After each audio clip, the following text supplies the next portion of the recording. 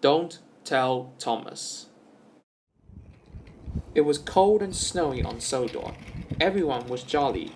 The winter holidays were coming. Thomas loved this time of year. However, there is one thing Thomas didn't like about winter.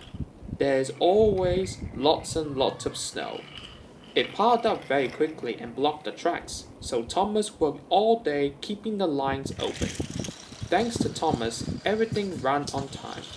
All the engines were very pleased. They wanted to thank Thomas for all his hard work. When all the tracks were cleared, Thomas was looking forward to seeing his friends. As he puffed towards the station junction, he saw James talking to Toby. They were planning a thank you surprise for Thomas. "Hello," he chuffed. "Remember, Toby," said James, "don't tell Thomas about the surprise." And both engines left the station. Thomas felt left out. He liked surprises. Then Thomas saw Percy waiting at Maithwaite. Percy's trucks were loaded with brightly colored boxes.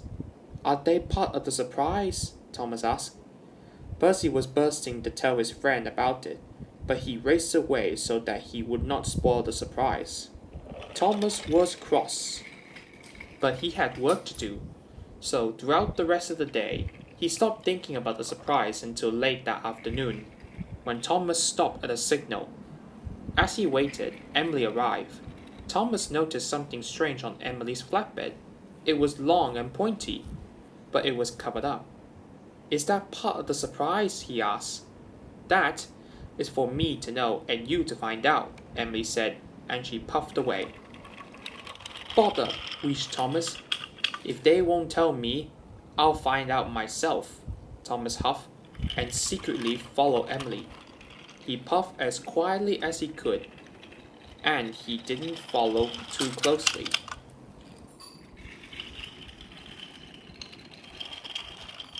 Suddenly, Emily turned down one of the branch lines.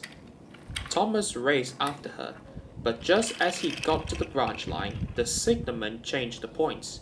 Thomas had to go straight ahead. "Sickness and ashes!" cried Thomas. "How will I ever find out what the surprise is?"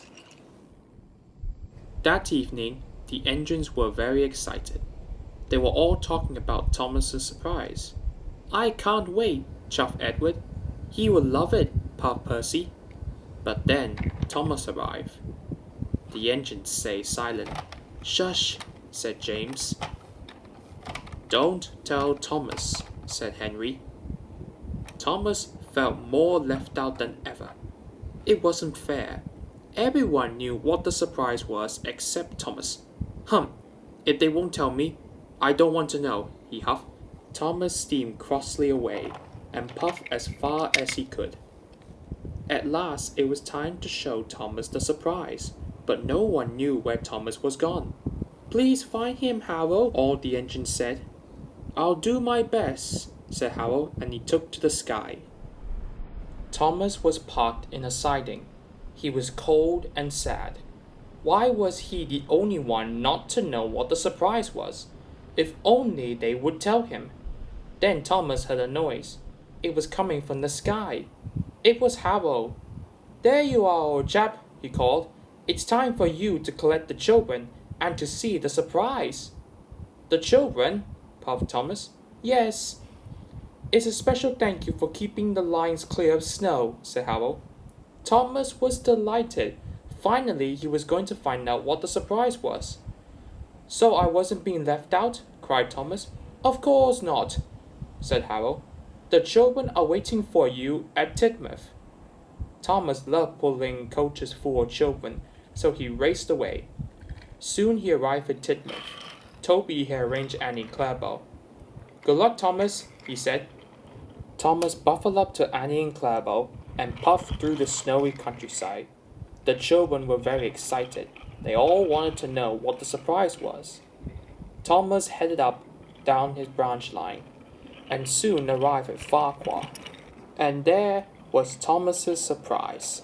A huge Christmas tree was standing next to the station, and at the bottom of the tree were lots of presents. There was even some tinsel for Thomas. This is the best surprise I ever had, he said happily.